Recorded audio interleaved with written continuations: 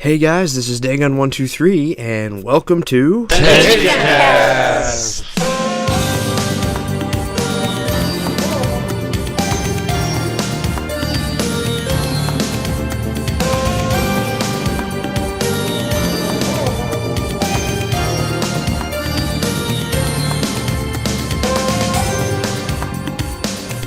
Hello everyone, and welcome to the next exciting episode of Tenchicast, presented by Tenchiforum.com. This podcast could have been named a lot of things. It could have been named No Need for Naoka Hasegawa. It could have been named No Need for the Smoking Gun.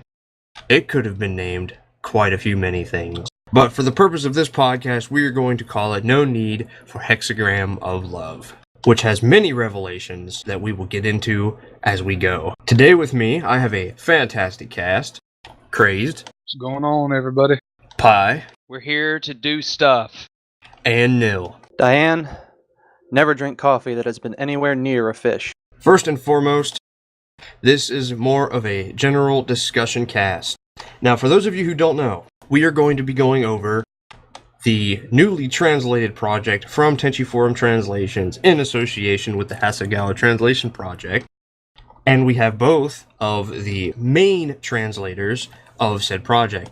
If you have not read the novel before, we will be spoiling quite a few things. So, go down to the download links below this video, audio, wherever you're listening to this at, and click those and read it beforehand if you don't want things to be spoiled. I'm going to open up the floor to Crazed and Nil. I've been out of the fandom for almost a decade at the point that I finally joined up at Tenchiforum, and I had noticed that there were novels that I was completely unaware of at the time that I was in the fandom at the turn of the century, you know, when everybody else in America had become aware of the Tenchi series thanks to Toonami, as we spoke in that cast some weeks ago. And I started reading some of the novels, some of the summaries that were there, but I realized that there were only 3 summaries for over a dozen novels.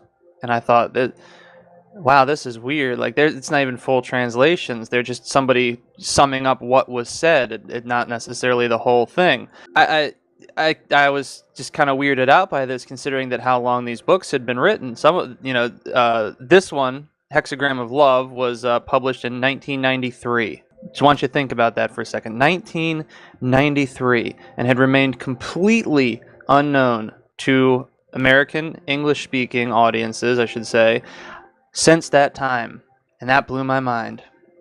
So, as an author, as a writer, one who likes to imagine himself as one, anyhow, I could not stand to see such a bulk of work, particularly Tenchi work, sitting unread, ununderstood, unknown to people like me who were part of the English-speaking fandom. I saw what Crazed was doing with JG and with the Dojin translation project, and I found out, how he pretty much just hopped into it, and that lit a fire under my ass. That inspired me. I said, you know what? If he can do that, I'm gonna get these novels done. Because I did not think it was right to have these sitting there. And just seeing some of the pictures that were in there, the illustrations that were done, there was so much information there that I wanted to know, but I couldn't because nobody had ever actually fully translated them before. And any information that had been spread was incredibly unreliable because of just the way things have been in this fandom before. So I said to hell with it. I'm going to do these things. And so here we are. May 10th, 2014, talking about the first novel of 13, finally done. Well, like Neil said, when he first joined up here, I was working with JG and doing various Dojin projects. And when he joined up, he was determined he was going to get those novels done. And people had asked me before, they said, would you ever consider doing any of the novels, the Hasegawa ones, any of them? And I said, well, I don't know. I thought about it, but I really don't want to one-man a whole novel. It's not really what I signed up for. And Neil surprised me. I was willing to do Dojins, but he was willing to do novels, and he jumped in there, and damn if he wasn't going to get them done. He had no clue how to smooth out jumbled up translations that we get and smooth them out into English. He was having a little bit of trouble, and I couldn't let him one-man the project, so I decided, you know what, I'll take a break from these dojins and I'll give Neil a hand because he needs it. I wasn't going to one man a whole novel, and I wasn't going to let him do that to himself. So that's when I decided, you know what, I'm going to join up and help him. What was the most shocking revelation, or the most shocking revelations to you? Or really, I mean, it'll kind of be sort of to all of us, but what was the most shocking revelation to you that came out of this novel? Oh man, this is a tough one. So many good ones, but I think the biggest one to me that came from this novel was finding out the fact that Keone Makibi not only came first before Noike, but in the novel, she is also Jiraiyan. Now, I know there's been a big shit show over, well, who came first? Keone, Noike. Well, Noike's in this continuity and all this other, and Keone's in this one, and well, they're similar, but we don't know this and that, but no. Keone's Jiraiyan, and she was first. That, to me, was the hugest one because I just didn't see it coming. When I was going through and translating, when I hit that sentence, I double checked, I triple checked to make sure what I had gotten was right. And I could only find 2 different meanings for that group of kanji. And one was one's hometown, and the other one was one's place of origin. So, that is what it says. Keone is from Jirai. That one definitely took me by surprise because it was an unanswered question. Pretty much always, like, where was she from? She was, she's always listed as just being a unspecified humanoid type character. Like a lot, other characters like Mihoshi even have specified races, areas where they're from. But Keone was always just this kind of outlier in that, well, what is she? Well, she's just a humanoid alien character. That's all she is. Well, no, the answer is that she was Jiraiyan, and it was right in front of everybody this entire time. One could argue that that's not necessarily true because of the way that all the characters kind of shuffle around from canon to canon, that terrible word as we would call it. But I think it sets the basis. The original Keone Makibi was, in fact, Jiraiyan, and that she should have and always will be from the planet Jirai. That's just the way it is. But to me, I think the other big bomb that dropped was towards the end of the novel, when Nobuyuki mentions his wife's name. His wife's name is Achika Masaki. Not Keone, but it is Achika Masaki. And this has been another point of contention in this fandom, apparently, arguing which came first. Keone Masaki or Achika Masaki? The answer is right in front of us. And the reason why this is because a lot of the older fandom has attempted to argue saying that she used the name Keone without permission, but here's the facts. In the afterword, she mentions working closely with Hayashi and with Kajishima during the writing of OVA 1. She did the script writing for the entire first OVA, the one that is considered the most pure and essence of all Tenchi shows, from which all things depend. She was the one who took all of the ideas that they had and turned it into scripts that would be used for the animators to animate, for the voice actors to speak, for the story to come alive. She had to know absolutely everything about that universe. She could not know, if there was something she did not know, it would have harmed her ability to complete that work. She was very studious with her mentors. She was very adamant about contacting her comrades and saying, hey, what's this? Can you answer a few questions for me here and there? She even apologizes to Kajishima because towards the end, she was asking some questions specifically about the Chosen that she had found out in a bit of a panic, which is another topic for discussion. But, she stayed on top of things. She knew everything about the Tenchi world, the Tenchi universe, as it were. And she had to know these things. She wasn't just making it up off the top of her head. In 1992 to 1993, when she was working on this novel, Tenchi's mother's name was Achika Masaki. It was never Keone. Well, I'll say this. Crazy Nil hit the 2 big ones, which are Keone Makibi is Jiraiyan, and that Tenchi's mother is Ashika Misaki. Those, being someone who's been in this fandom since 1997, when I first saw Tenchi in Love on Sci-Fi when it was still spelled correctly, I was laying in my floor reading pages I printed off at the office, and please don't get me in trouble, people in the office. But I was sitting there going, and I was like, oh my God, it's true. It made my day. It made all of those days of arguing on forums and arguing as well via voice just worth it, because I finally saw all this truth that had been laying there the whole time. That all of those things that I had held as truths in the back of my mind from watching Universe or the original 6 episode OVA series 1, and everything just clicked. Everything made sense. As far as like what I could add to this, as far as bombshells were concerned, things that struck me really, really hard. The characterization, which I think is actually another topic for discussion. The characterization of all the characters is strong, unique. Every character has depth to them. They're not played off for laughs. They're not backgrounded. Tenchi Masaki himself has been notorious for, especially in Okuda's manga, for being written off to the corner while the girls take center stage, and occasionally he'd walk up and say, "Aren't I the main character?" And they shove him back in the background. No, this novel actually deals heavily with Tenchi's own insecurities, with Ayeka's insecurities, even with Ryoko's insecurities in many ways. Hoshi gets a hell of a lot of screen time, well, page time, in this regard. But as even looking at Nobuyuki, I would like to say the scene with Nobuyuki and Tenchi, where Tenchi confronts him, is one of the best scenes in the damn book. The other one, of course, is the this scene with Tenchi and Ryoko, which we'll get to soon enough. But as far as bombshells are concerned, things that are like world-shattering, I would say the thing that is the most world-shattering for me goes back to Kiyone, but goes back to another subtle point about Kiyone.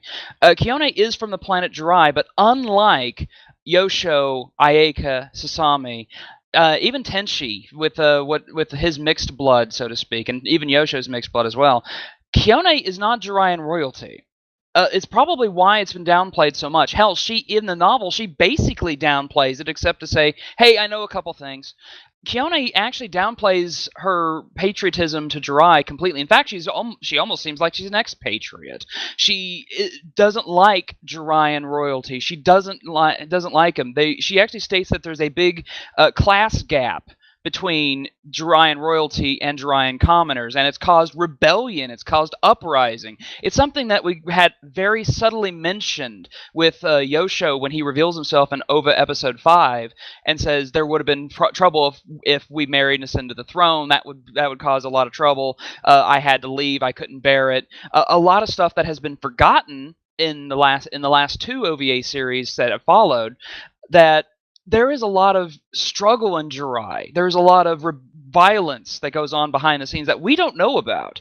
As such, actually that affects the characterization of Azusa and Misaki as the Emperor and Empress of Jirai, because the two of them are far, far more sensible than their versions that are in OVA 2 episode, the last episode of OVA 2, where they are played off for laughs, that they're just kind of the comedic, "Oh, that's just the king and the queen, don't worry about them." No, they take seriously. There is actually an assassination attempt in the novel. It's the main thrust of the plot for this novel, is there's an assassination attempt on the royal family, all of them. And you get to see Misaki act like a mother. You get to see Azusa step up and say, "Okay, this is how shit's going to get done." It's a far more dangerous universe than has been portrayed, except outside of, surprisingly, Tenchi universe, where Kagato, as a Jiraiyan noble, was trying to usurp the throne from Ayeka. It's almost the same kind of feel that I get from that. And that, to me, I want to use the word vindicates that continuity and says that was a way that the writers actually used to have an outlet and show what other continuities could have been. Each of these things, having Kiyone be first, having Kiyone be Jiraiyan, having Achika be first, having, Nobuyuki's revelation about Achika to Tenchi, having characterization that didn't exist before. The two big ones to me, to kind of round out the circle here, is the fact that as of the first novel, Azusa has one wife, and that's Misaki. And Misaki has the same characterization as Funaho. Now, again, we look back at Naoka Hasegawa. We look at what she did for the first OVA, and we look at the conception of the first OVA. One of the big things that people tend to overlook, or really just flat out ignore because of time and history, is that this OVA, the first OVA, and really Tenchi Muyo, was the concept of one man, and that was Hiroki Hayashi. Hiroki Hayashi has stated multiple times, but more specifically, he has stated in an America issue where he was interviewed in 1994, Tenchi Muyo was his baby. He handpicked every one of the Japanese seiyuu to play the characters because he could see those characters that way. He wrote all of the rough draft scripts. He worked closely with Hasegawa because Hasegawa was the storyboarder for OVA 1, and she also worked on scripts. Those two knew the story of Tenchi Muyo like the back of their hand. Like, they knew exactly where it was going to go.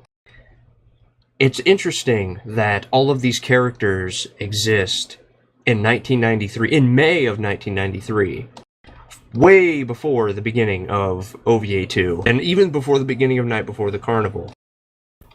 One of the things that fundamentally changes this as well is that each of those three people, Masaki Kajishima, Hiroki Hayashi, and Naoka Hasegawa, are considered the three creators of Tenchi Muyo. When those three are together, Tenchi Muyo cannot get better. This first novel was also a conception of those three. Naoka Hasegawa wrote it, Kajishima did the front illustration, Hiroki Hayashi and, was it Horiyushi? I think Something like that, yeah. Horiyushi. Yeah. Those two did the inside drawings. They did the illustrations on the inside. So every one of the people who made Tenchi Muyo worked on that novel, and even more importantly so, recognized it. They recognized that it was a part of Tenchi Muyo, as Tenchi Muyo was supposed to be, which means this first novel is canon. It is canon before everything else. It's canon before Night Before the Carnival. It's canon before OVA 2, which then comes, we ask ourselves, and this question has been asked multiple times, what is considered canon? Because if those three worked on something, and then Hiroki Hayashi and Naoka Hasegawa stepped away, can it really still be considered canon? In my opinion, and as far as I'm concerned, no. Everything after the first OVA is its own continuity, because the creators are gone. 2/3 of the creation of Tenchi Muyo are gone. You can't say that you, in a right mind, in a fair mind, you cannot say anything afterwards is canon. It is its own continuity. Many people have found it easy to say the OVA because it's easy, because the homework isn't there. With this first novel, and the novel subsequently afterwards that we've kind of had a peek at, we're hearing more and more that the things that you see in OVA 2 and these ideas that people have prostrated, such as Kajishima knew this in high school and Kajishima had this grand idea. He didn't. He was not the creator. He was not the person who came up with the concept. He helped with the concept, but he was not the person that created Tenchi Muyo. It was a collective effort between three people. And when those three people are not there, we discussed this in a prior podcast, but the direction, the feeling of OVA 2 is radically different than that of OVA 1. That's because, Hiroki Hayashi is not there, and many things are changed. So, as far as I'm concerned, that is not to be too long-winded, but that to me is the biggest revelation, is that canon is OVA 1, but with this new novel, with this first novel of Hasegawa's, which predates everything else, and is the first novel. In fact, as Nil said, Hasegawa said that she had started working on this novel as early as episode 2 of OVA 1. So, all three of the people who worked on this novel put it in there. That makes it canon, which means that Kiyone Makibi and Achika Masaki are canon. It means that Azusa and Masaki, one wife, the Emperor and Empress of Jirai, are canon, which means it needs to be read by everybody. Actually, to throw another little word out there, just for those of you who are not familiar with the word, canon, spelled C-A-N-O-N, has two basic definitions. One of which is a general law or rule or principle or criterion by which something is judged. So it essentially is a meter stick, a measuring stick that says this is good enough, this is sufficient, this is law. The other definition is a collection or list of sacred books accepted as genuine.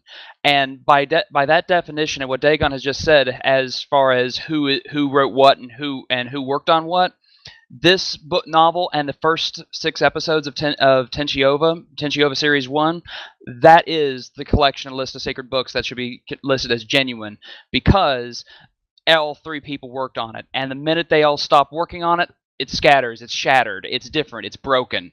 It's different fragments of the original whole. Now, are those different fragments good or bad? That's subjective. That's something that can't be measured with an objective measuring stick.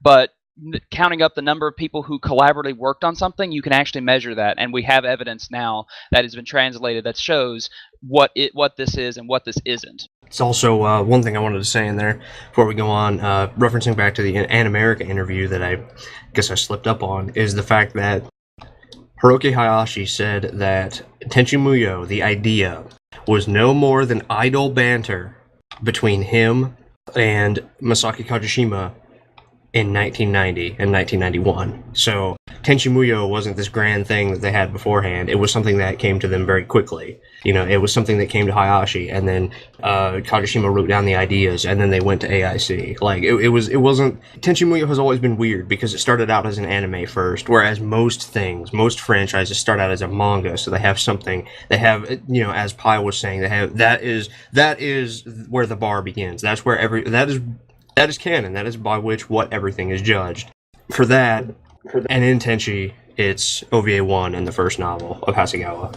To pile on even further onto this fun little heap here, one detail that we noticed towards the end of production of this first novel is very revealing on the way that Kajishima's revisionist version of how canon was supposed to be has taken hold. While we were working on the last stretch of the book, Crazed had ordered in a bunch of art books that were available for fairly cheap, and he figured, well, why not, Got some time, got some money, that's as cheap as they're probably going to get, let me just go ahead and order them on in. Well, he got them in, and that day that he got the art books in, I pop into Mumble, and he says, you'll never guess what I found. And he posts a picture that he took of one of the pages in the art book, featuring a picture that accurately 100%, except for one small detail, which we'll get to, describes a sketch that Hasegawa was sent by Kajishima during the production of the novel and towards the end of OVA 1 that had 3 characters in it in her description that she mentions in the afterword. It had Azusa, it had Misaki, his only wife at the time, and it had Tokimi over his other shoulder. It's exactly as how the picture is described. This is, for all intents and purposes, the piece of artwork that she was sent. The one that we found has Fanaho shoehorned off in the corner, and it sets the balance of the picture off. If you look carefully at the picture at the very end of the novel, you will notice that the balance of characters between Azusa's shoulders is fairly perfect. You can use artistic techniques to kind of notice that there's a symmetry there that was being attempted by Kajishima. Well, not attempted. He did. In the original version of the sketch, there was 3 characters. There's a perfect symmetry there. It fits. It looks good. It adheres to artistic design standards that are used to make an attractive looking image. What is added in this picture is Fanaho and a small detail that I did not notice until I was finishing up the PDF for the novel. In the book proper, there are black and white images that were done by Hiroki Hayashi and Hiroshi Horiuchi. Probably butchered that name. And in one of the pictures, we see a character getting their head blown off with Azusa and Misaki directly behind him. because of what's happening in the story. It's the attack that leads to the incredible second half of the novel. There's a detail that's missing from Misaki's character. She has no gems on her forehead. I've been shown that people who like to believe things about Kajishima's long-running canon, working on it since high school theory, that Azusa took 2 wives. Funaho was the first, hence the 1 crystal on her forehead, and that Misaki was the second wife, hence the 2nd crystal on her forehead. In the novel, she has no such thing on her forehead because she is the only wife that he has. This revision of the piece of work that he sent to Hasegawa, because I will mention and make note that she does not mention Funaho at all. There is only 3 people in this particular artwork that she was sent. Funaho is stuffed in the corner, and it upsets the balance of the picture. And those crystals are drawn on their heads. I have reason to believe that Funaho did not exist until Kajishima began to take more control and gradual control and forced her in.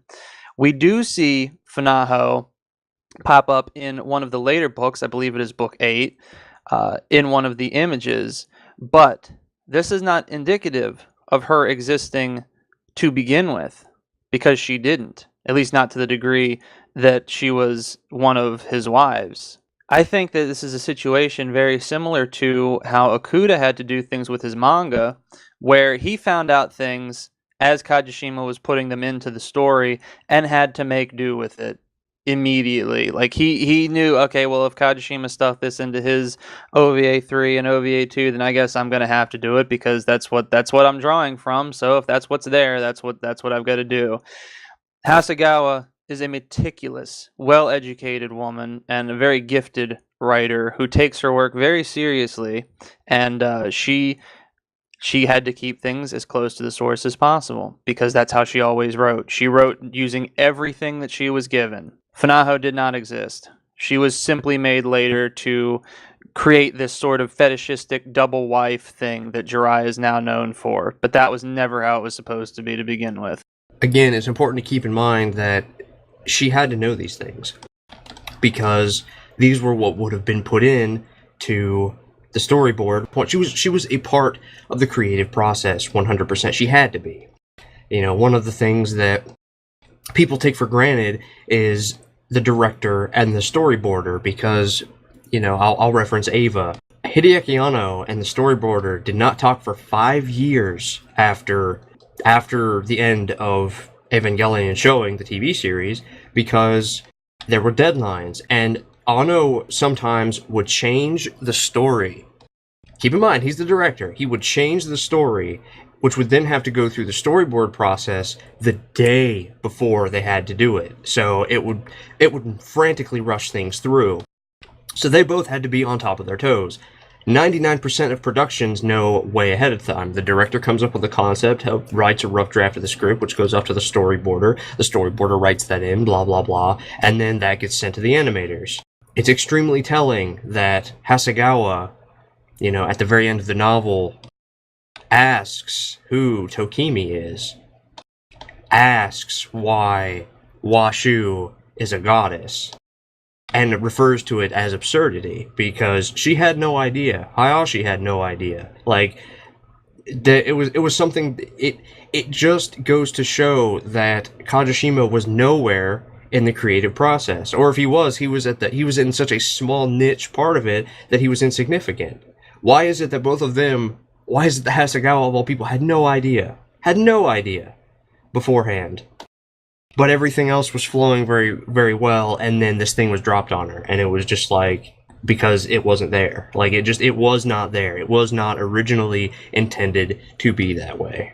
And also, keep in mind, you know, a lot of people will then jump to, okay, well, as far as 2 wives and backstory and everything, they'll go to the Shin Tenchi novels that Kajishima wrote. Well, this will be real quick, but OVA 1 was 92, OVA 2 was 94. And this novel came out Night Before the Carnival did. Kajishima's first Shin Tenchi novel, quote-unquote true Tenchi novel, didn't come out until, 1998? So well after all of this stuff had been established, and then he goes back and changes it in the Shin Tenchi novels to try and make it fit the direction that he's wanting to take the story in. There was one thing I was thinking about, and this is something that the bunch of us have been discussing a couple times before, is that in OVA Series 1, Episode 5, so canon as per definition, Yosho mentions that his mother was an Earthling, and as such, he is one too. This is where he wants to be buried, etc. And so there are inklings that Yosho had a mother who was human, and of course his father is Azusa. So, and it's mentioned in episode 3 that he is Ayaka's half brother. That they have apparently share the same father, but they do not share the same mother.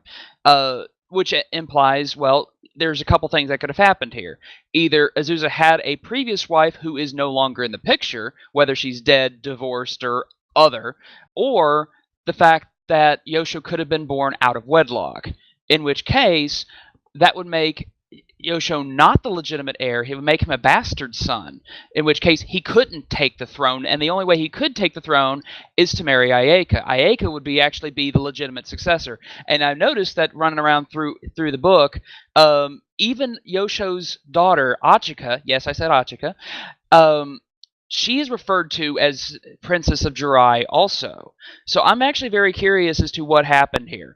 How these people are connected, what the line of succession would have been, especially considering how dangerous the universe and the Empire seems to be now. There is a woman mysteriously pigeonholed somewhere. Maybe she was meant to be talked about in one of the later novels. Maybe she was something that the guys had been tossing around the office, but it is very telling, as everyone has said so far. She hasn't been named. She hasn't been shown. She's almost like not a secret, but a shame that no one wants to talk about, and no one does talk about. Even though Azusa himself walks up to Yosho and says, "Welcome home, son. I'm glad you're not dead. Come join me," which is completely opposite the very, very distant and very disassociative way Azusa acts in OVA 2, the last episode of OVA 2, when the royal family shows up.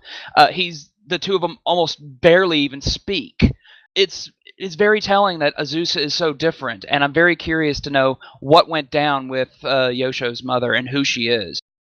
What was your favorite parts of the novel, and what were some of the things that really just had you gripped to the novel? Well, it's another tough one, but I don't know. Let's see.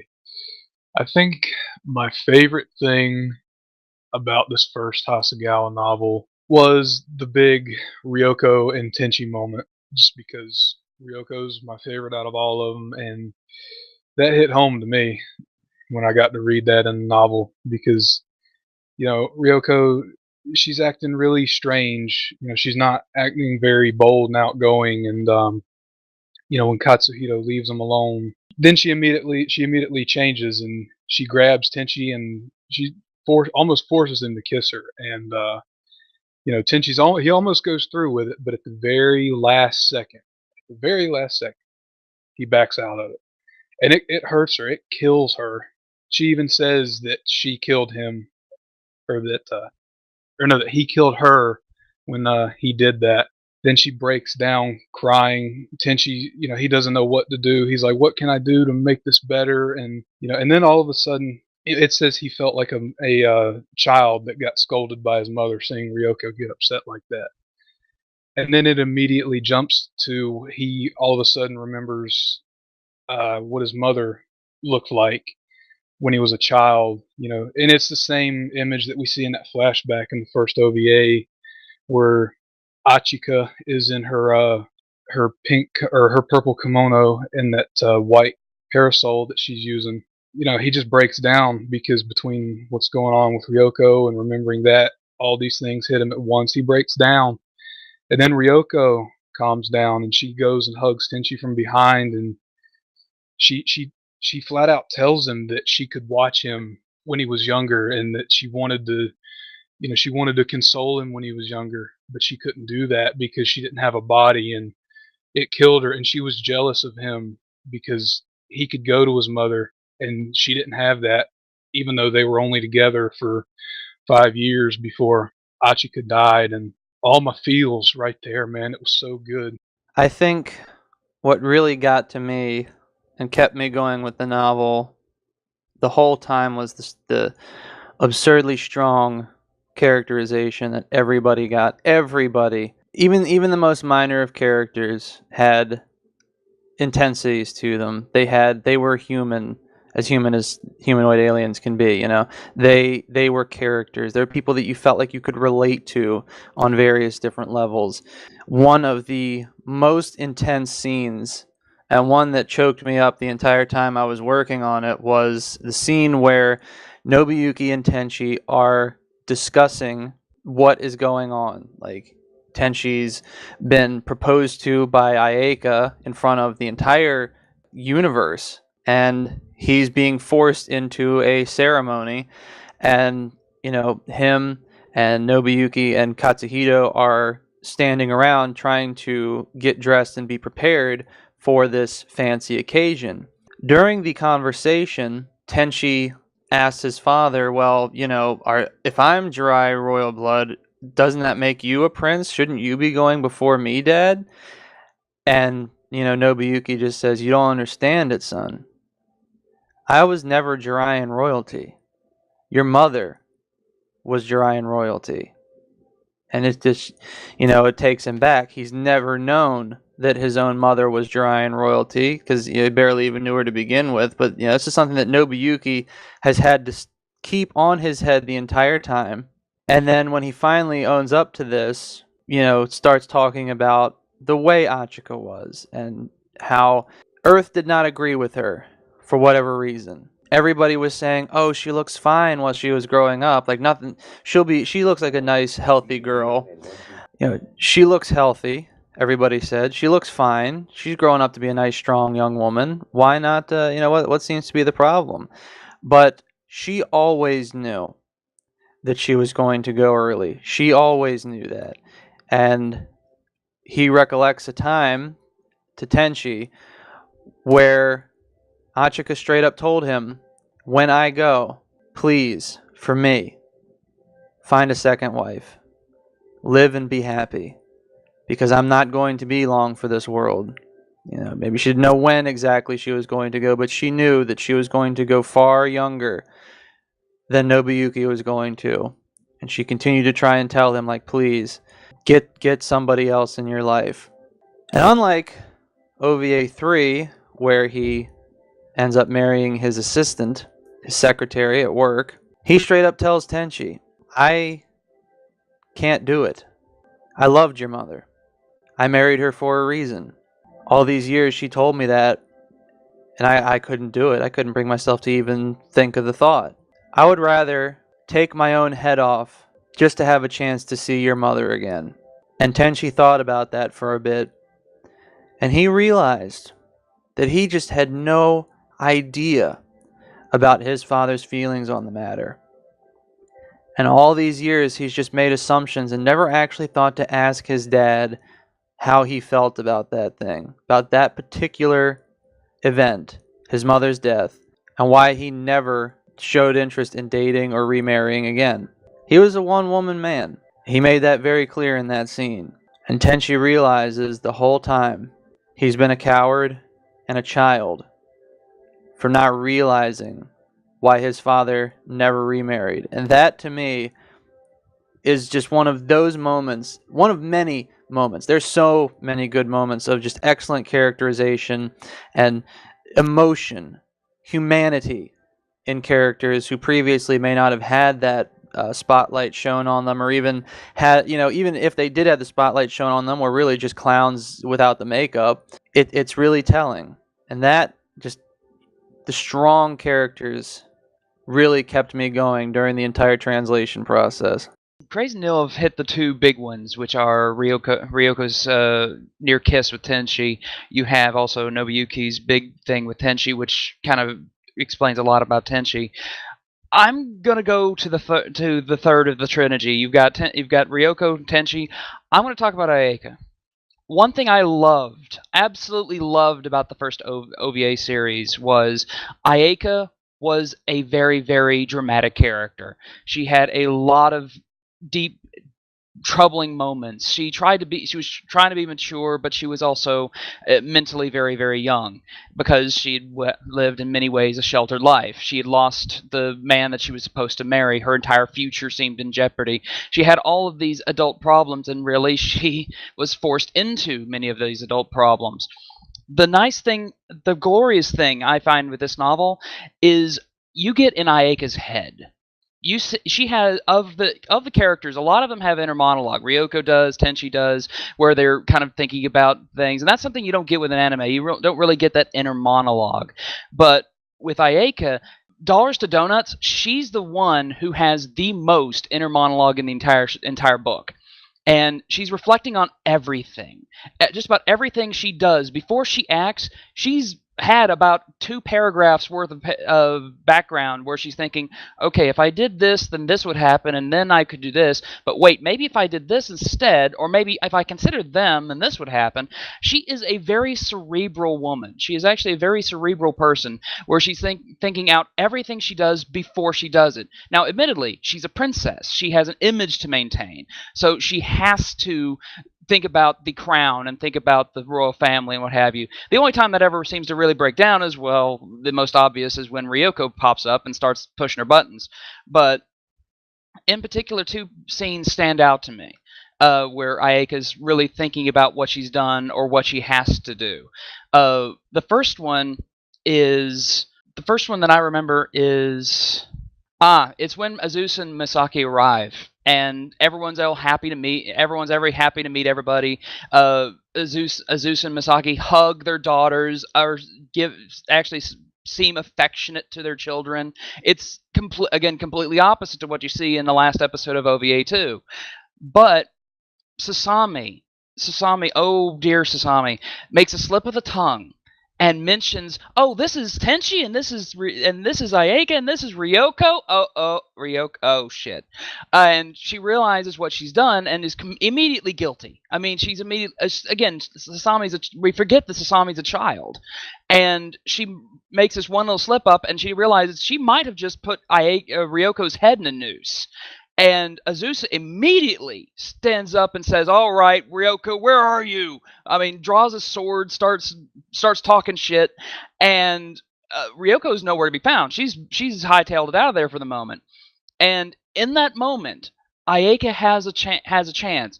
She could screw Ryoko over because something we haven't touched on is what's called the Divine Response Warrior, which is essentially Jiraiya's hitman, who is essentially this dog of war who will go out, hunt them down with no mercy, and murder them in cold blood.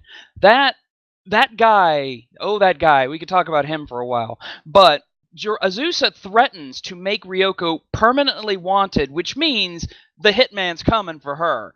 And we would not see Ryoko ever again. She'd either be eternally on the run or be dead. And Ayeka thinks about it, and she spends a good 2 paragraphs thinking of, I could easily remove Ryoko from my path and have Tenchi all to myself. But wait, she's done so much good for me, and she helped me I helped her with fighting Kagato. There's so much that I don't think I can't do it. I can't do this. And she recants and actually stands back and doesn't speak anything when Ryoko pops up and has this little tiff with Azusa, which that's another nice scene, is when Ryoko and Azusa confront each other.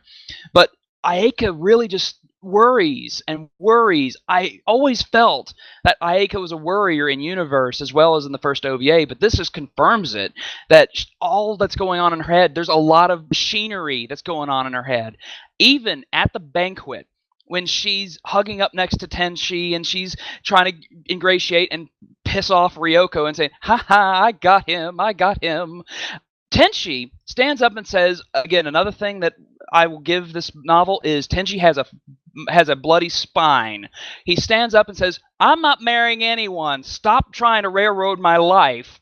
And Ayeka shatters. all this time she had thought that she was the one. She had the royalty, she had the power. She had convinced Tenchi that he should love her. She thought she had it all sewn up and had ingratiated him to her father. And then he says no.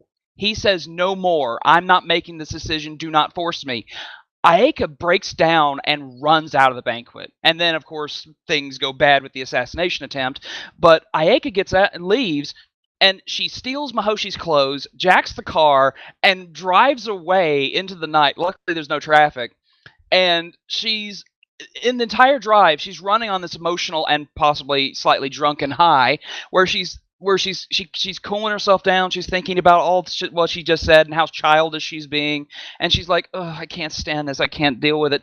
And I mean, she recycles everything she had just done and said, and thought about how bad everything was starting to look, and she just wanted to escape. It goes back to universe again, that Ayeka wants away from her responsibility. She doesn't want to have all this weight put on her. Misaki mentions that Ayeka in Earth years is precisely 20 years old, sans the 700 years of traveling on board Ryo, which Ryo is mentioned left, right, and center. But she's still relatively young and living a sheltered life. She's still got somewhat of a mentality of a teenager, much like Tenchi. So she can't deal. She has to get away. She goes to a bar to try and drown herself in sake because she just doesn't want to think about it. I mean, I love the characterization for her, that even though she's done bad, she realizes it, and she just can't cope. She has to find some other way to cope, so she finds a bottle for the moment. Luckily, things turn out a little bit better later, but I love how deep her character is compared to the most of the other series, because most of the other series she's written off as this shrew who is more or less a wet blanket on the group, and that's not the case. She actually has a lot of her own problems, much like Tenchi has his own insecurities. He's inexperienced in love, he's indecisive, he's naive. Ryoko is brash and blunt, but she's just as naive because she was played as a puppet for so long. She doesn't have a lot of life experience either. All three of them are basically teenagers starting to come into their own, and they're making mistakes. And if that's the one thing that anyone can take from this novel, is these people are human beings with flaws, and they are making their mistakes, and we're seeing them very openly. And the universe is seeing them, because all of this happened on camera, on television cameras the entire time. If I had to say what my favorite thing about the novel is, besides, all of the crazy revelations that happened, I would have to say the one thing, to kind of agree with Nil, and, I'll expound on what Grace said. One of the greatest things that I liked about the novel was the fact that there was, fantastic characterization. There was, the characters, they got screen time, but it wasn't screen time where things happened to them. It was screen time where they grew. One of the best things that happens to Mihoshi is Mihoshi gets character. Ayeka gets character. All of them work simultaneously together as a unit. And as a unit that is Tenchi Muyo, there's a part where Mihoshi becomes Washu's lab assistant. There's, Ayeka is scheming. Ayeka actually has depth to her. And of all the characters I'm most impressed with, it's Tenchi. Like, Tenchi gets real characterization. Like, he's forced into it, because every other time it's just shrugged off like, oh, well, he's the stupid kid protagonist, or the stupid teen protagonist in the middle of the harem. No, like, that's not to be too vulgar, but that's the most bullshit reason to be a bad writer. Like, that, you don't do that. Everybody needs it, because it makes everything better. But to expound on that point, Tenchi can't control the power of the Lighthawk. Like, he just can't. Why? Because he's never really trained with it. Like, he's never, it's there, he can bring it out, but he can't control it, because why would he? At what point is it acceptable to say, well, he just naturally gets it? Well, that doesn't make sense, because he had trouble controlling it in the first place. Why wouldn't he have trouble controlling it until he could master it? Pi brought up a really great point. In Dragon Ball Z, when, I believe it was Cell, when they have to fight him, at that point, Goku was the only person who had gone Super Saiyan. the others kind of had gone the others had gone Super Saiyan, but they couldn't control it. Like, they couldn't just bring it out at will, or it wasn't, something they could rely on. So Goku trained them in the hyperbolic time chamber so that they were Super Saiyan all the time, so they could work for it. People can talk a lot of crap about DBZ, but that makes sense. That's good character development, because why would they be able to master what is supposed to be this legendary energy that only Saiyans can do? And at that point, people thought, only at that point in the series, they thought only Goku could do. The same could be said of Tenchi. Why is it that one day he can barely control it and can't get it to materialize when he's fighting Ryoko's demons, and the next he's pulling people out of black holes? Like, that makes absolutely no sense. So that happening, and him, spoilers, if spoilers weren't apparent at this point, he kills everybody because of that, or it gets or in the Misaki Shrine, like, it gets way out of control. And so the essential, which is another funny thing that is brought up early, in 1993, the universal reset switch between the goddesses is brought up. Take that as you will. One of the other things that is just kind of like a vindication thing is every one of the characters is important in this novel, but only 2 of them love Tenchi in that way. And it's extremely apparent which one of the cohesive unit of 3 wasn't all about the one single girl. When Hiroki Hayashi went off and did El Hazard, Makoto got Ifrita. Done. That was it, right from the very beginning. In much the same way that Ryoko was introduced. Hasegawa has worked on many things that have never had that leaning. In fact, the first storyboard in episode 2 has Ryoko kissing Tenchi. There's an entire episode of the entire first episode of Tenchi is dedicated to Ryoko. Like, it's always been Ryoko. She's always been the one they've leaned at. In the first novel, we get that even more so when the goddesses choose one of them. The 3 chosen goddesses choose one. And the next picture is a picture of Ryoko floating between the 3 goddesses. I'm like, it's, like, seriously. It was going to be Ryoko. It was always meant to be Ryoko. We haven't talked about Pete. The induction technician. Yes. That was an entertaining thing to try and figure out there. The induction technician, the divine response warrior. Major spoilers to follow because he is a big part of this plot. Basically, for those of you who are listening, you're probably wondering, what in the hell is an induction technician? Well, we will always kind of laugh about it, and I will probably always call him that. But the divine response warrior, the divine responder, is Jiraiya's secret weapon, so to speak. An assassin for Jiraiya, who is so feared by everybody that just saying his name means somebody's gonna die. Like, that, it's not one of those things like, oh, well, he's gonna go out and attempt to kill somebody. No, you hear his name, somebody's dead. Period. The Divine Response Warrior is a very interesting character because of how feared he is. He is Jiraiya's royal family's right-hand man. He's their personal hitman, and he has control over special tools that only he has to get the job done. If they need him to go kill somebody, they call upon him, and he do the business. What's so crazy about it is that nobody even knows who he is. It's all like everybody just refers to him as the Hound of War, the Hound of Death. Like, when Jiraiya sends him out, you will die, but nobody knows what he looks like. Nobody knows what his real name is.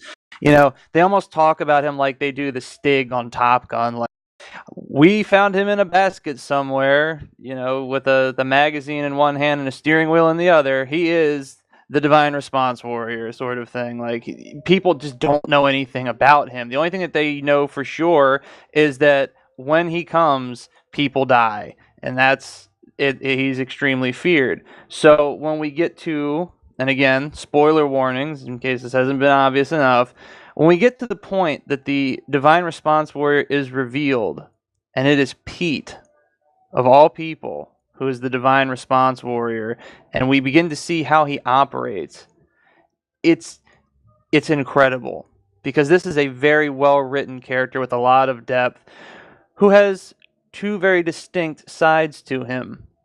And when he's in Divine Response Warrior mode, he is incredibly meticulous, and he's on another level of investigative technique outside of his Galaxy Police training, and he responds to particular threats as best he possibly can, which is to say, when come hell or high water, he gonna get done what needs to get done, and he ends up doing something almost unspeakable. He shoots Ayeka in the head while she's possessed with his special heat blaster to deter her, because there's only one way to kill the spirit. He's heard about these. He's trained. He knows about these spirits that have possessed people before.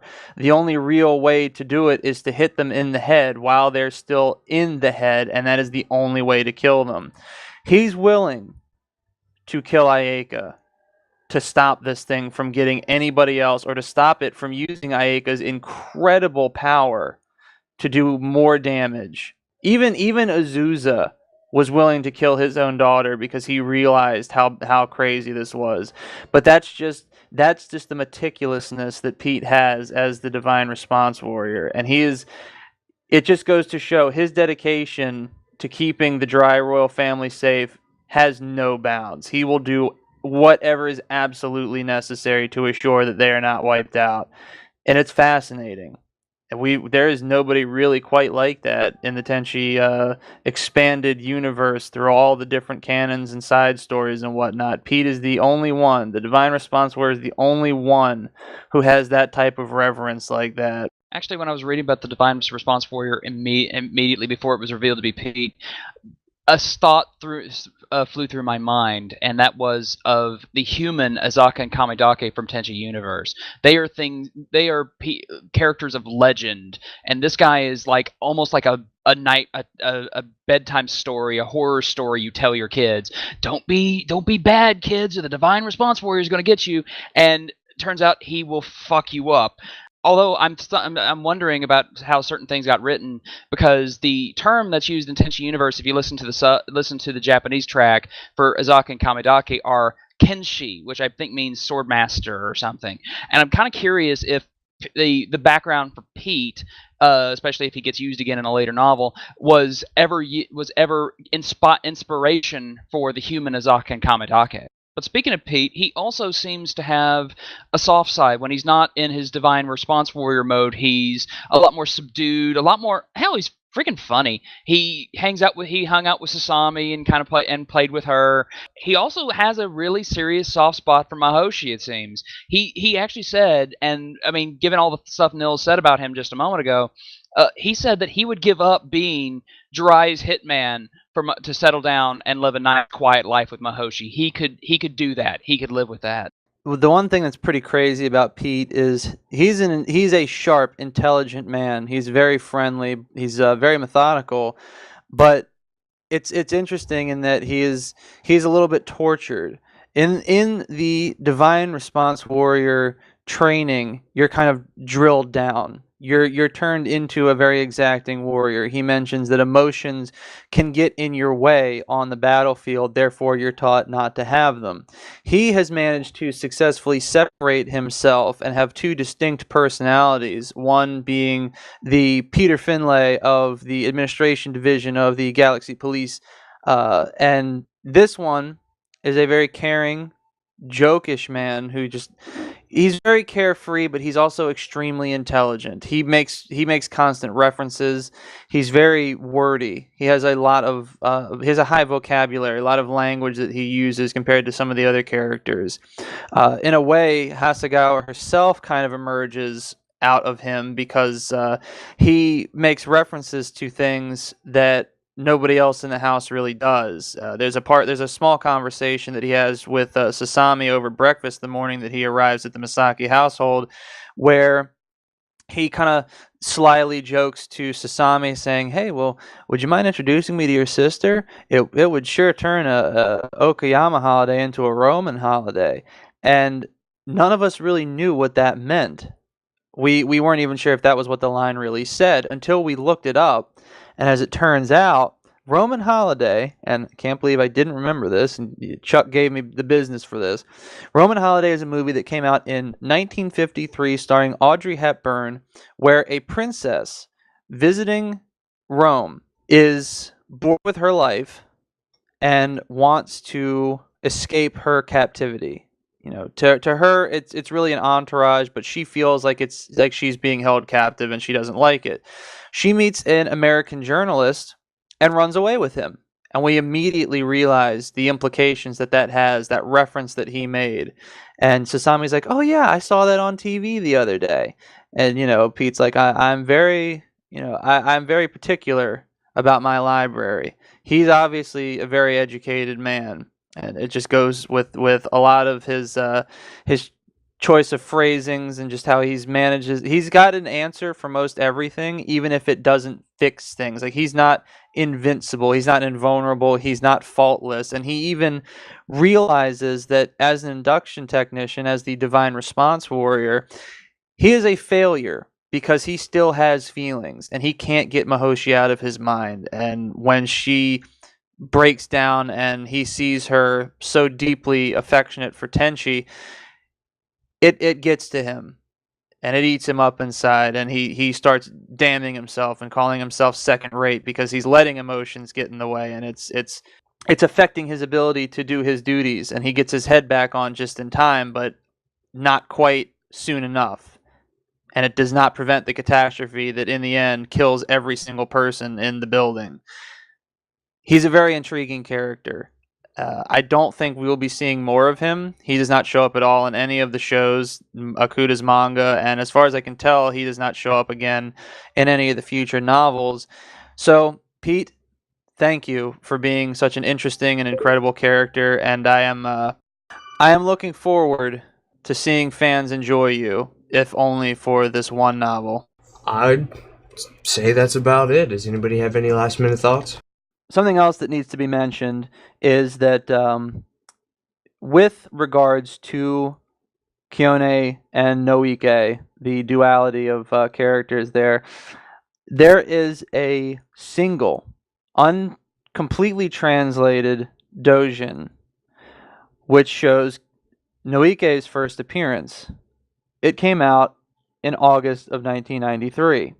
Hexagram of Love, the first piece that Kyone Makibi exists as a character in. The novel was published in May of 1993 by comparison. It was worked on as early as 1992 as she was working and on staff for OVA 1. As she mentioned, she was brought on board around the time that the storyboarding and the ideas for OVA 1 Episode 2 were being created. So she came on fairly early in the process. She had all that time to work on Kyone and make her a character. I think that speaks volumes right there. Thank you guys for being in on Tenchicast episode 22, No Need for Hexagram of Love. If you like what you're listening to, subscribe to us on YouTube, follow us on every social media aspect you can find, I'm sure we're there, and follow us on iTunes. One thing to keep in mind, this project, this entire novel, was done by particularly two men with the help of some others, that being our good leader here, Nil, and Crazed, although really those guys are inseparable as far as the novels and translations are concerned. If you are at all interested in helping these novels come out quicker, or want to help, or want to do anything to help the cause, join up at Tenchiforum.com and we can get you started right away. You don't even really need to know Japanese. We'll fill you in on that later. Until next time, stay gold.